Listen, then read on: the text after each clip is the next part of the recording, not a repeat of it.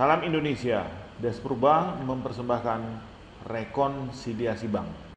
Ini merupakan bagian dari jurnal penyesuaian. Namun sebelum kita membahas lebih dalam mengenai rekonsiliasi bank, ada baiknya kita memahami terlebih dahulu apa itu rekening koran. Rekening koran itu adalah laporan bank yang disampaikan oleh bank kepada customer atau kepada nasabahnya. Contoh rekening koran adalah buku tabungan. Jika pemirsa memiliki rekening tabungan di bank dan pemirsa menyetor uang ke bank, pihak bank akan mencatatkan transaksi tersebut ke buku tabungan dan dicatatkan di sebelah kredit. Ketika pemirsa mengambil dana atau mengambil uang dari bank, pihak bank akan membukukan transaksi itu di sebelah debit. Mengapa demikian? Mari kita ikuti cerita berikut ini. PT Sinar Khatulistiwa membuka rekening giro di Nusantara Bank. Berikut transaksi yang terjadi. Dibuka rekening dengan setoran perdana 125 juta. Bagi PT Sinar Khatulistiwa, dana yang disetor ini adalah hartanya. Harta itu harus dicatat. Di mana dicatat? Di dalam akun yang tersedia. Mari kita lihat buku Sinar Khatulistiwa. Ini adalah buku besar PT Sinar Khatulistiwa. Di dalam buku besar itu ada akun, namanya akun Nusantara Bank. Inilah akun yang dipergunakan untuk mengadministrasikan dana yang tersimpan di Nusantara Bank. Pencatatannya kita lihat, harta bertambah berarti kita catat di debit 125 juta. Berbeda dengan PT Sinar Khatulistiwa, Nusantara Bank menerima dana untuk disimpan di rekening giro. Dana itu bukanlah milik Nusantara Bank, tapi itu adalah milik PT Sinar Khatulistiwa. Karena dana itu disimpankan, berarti itu adalah titipan. Titipan itu adalah utang. Utang bertambah kita catat di sebelah kredit. Jadi jelaslah bagi kita bahwasanya rekening koran itu adalah buku hutangnya bank. Transaksi yang kedua, ditransfer dana ke Kutai Mining 100 juta rupiah. Transaksi transfer ini mengakibatkan dana PT Sinar Khatulistiwa berkurang. Dana berkurang, harta berkurang dicatat di kredit 100 juta. Yang tadinya 125 juta berkurang 100 juta, tinggal 25 juta.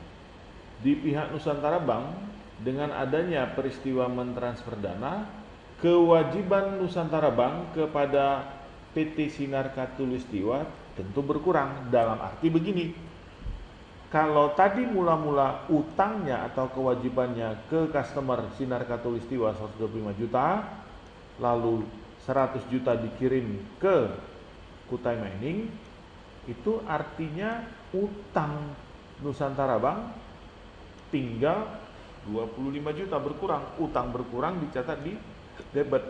Itulah membuktikan rekening koran itu pada dasarnya adalah buku utang bank.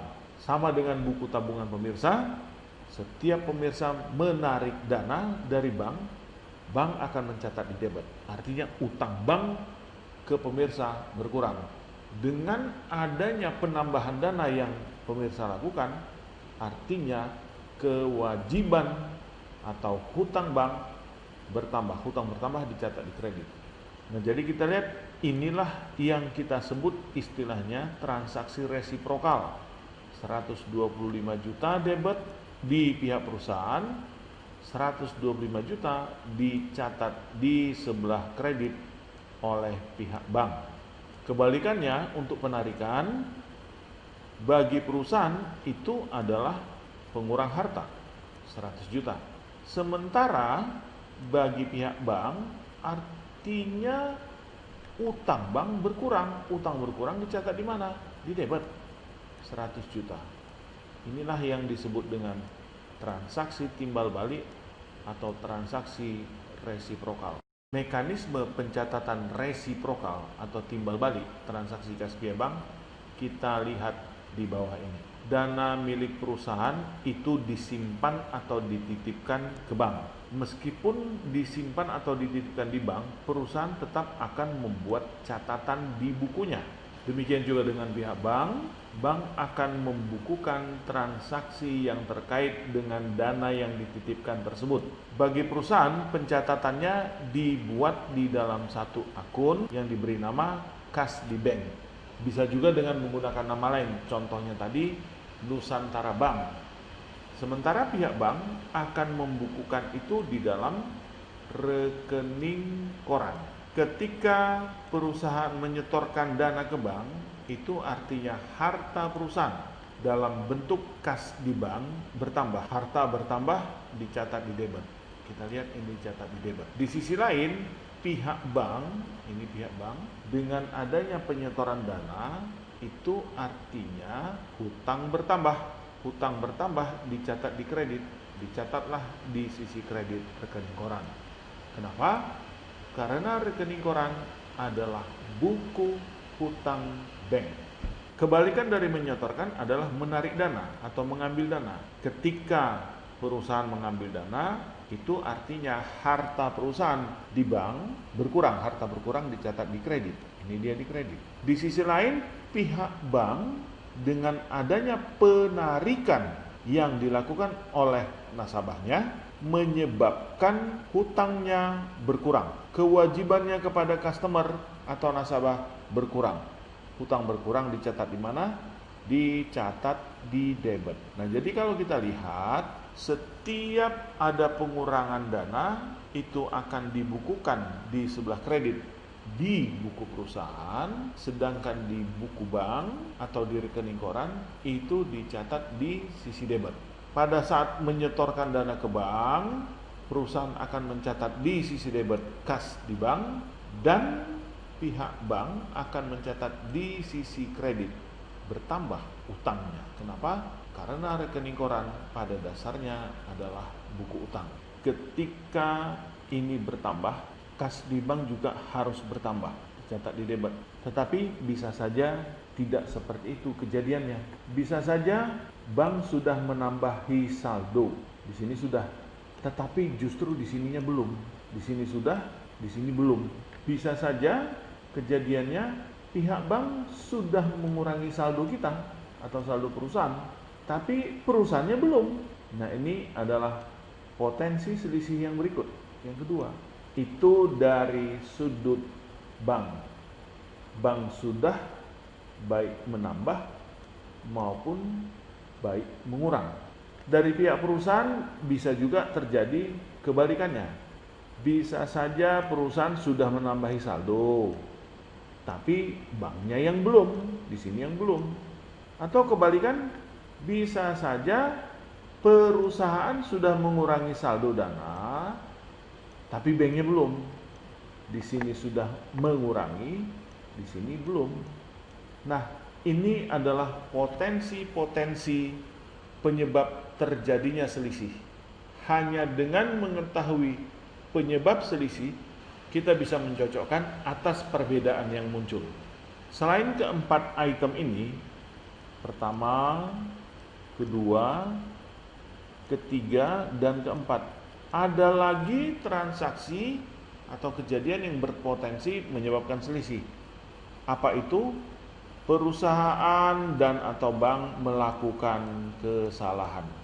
Ketika di sini menyetor atau ditambah, di sini juga menambah. Namun jumlahnya tidak sama karena ada yang salah. Yang salah itu bisa perusahaan, bisa juga pihak bank. Demikian sebaliknya. Untuk memudahkan pemahaman atas jurnal penyesuaian, kita perlu mengetahui beberapa istilah dalam mekanisme rekening koran. Pertama, giro. Apa itu giro? Giro adalah surat perintah memindahkan dana ke rekening tertentu pada tanggal yang ditentukan. Bentuk giro kita lihat seperti ini.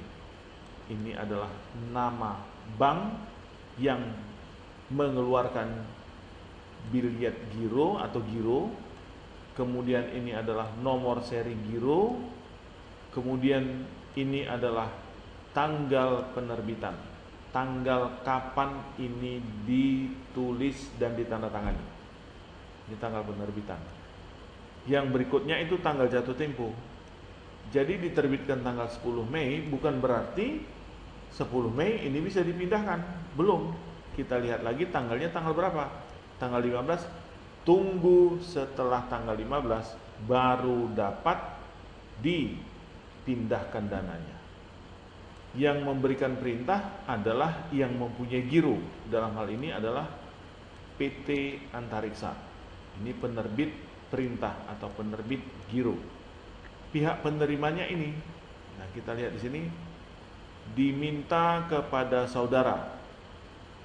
Diminta kepada saudara, maksudnya diminta kepada bank pada tanggal 15 Mei memindahkan sejumlah dana atas beban rekening kami 25 juta untuk untung rekening nomor sekian atas nama Bapak Alvin pada BMI cabang Bogor. Bapak Alvin adalah pihak penerima. Giro adalah perintah untuk memindahkan dana dari satu rekening ke rekening yang lain. Bagaimana dengan cek? Cek adalah surat perintah membayarkan. Kalau giro tadi adalah perintah memindahkan dana kepada pihak tertentu atau kepada pembawa. Kita lihat contohnya, Bank BTN itu adalah bank yang mengeluarkan cek, ini nomor serinya. Kemudian kita lihat, ini adalah tanggal penerbitan. Kalau kita lihat isi dari cek ini, tanggal itu hanya satu, hanya ini saja. Kalau di giro tadinya itu ada dua, ada tanggal jatuh tempo. Setelah ditulis ini, itu artinya bisa dicairkan. Atas penyerahan cek ini, bayarlah kepada PT Indah Serasi. Kalau seandainya ini tidak ditulis, ini bisa diisi oleh siapapun. Artinya bisa dipergunakan oleh pihak lain. Kemudian di sini ada kata atau pembawa namun dicoret. Maksudnya kalau tidak kepada Indah Serasi bisa juga kepada pihak lain. Siapa yang membawa? Sebesar berapa? Sebesar 25 juta rupiah. Seandainya ini tidak dicoret, lalu saya yang menyerahkan, itu artinya kepada bukan PT Indah Sarinya tapi kepada saya, Des Purba. Kemudian ini adalah pemberi perintah, PT Dwi Tama. Ini ditandatangani oleh pejabat yang berwenang di PT ini tadi. Nah, ini yang kita sebut tadi pihak penerima.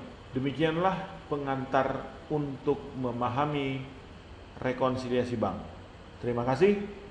Salam Indonesia.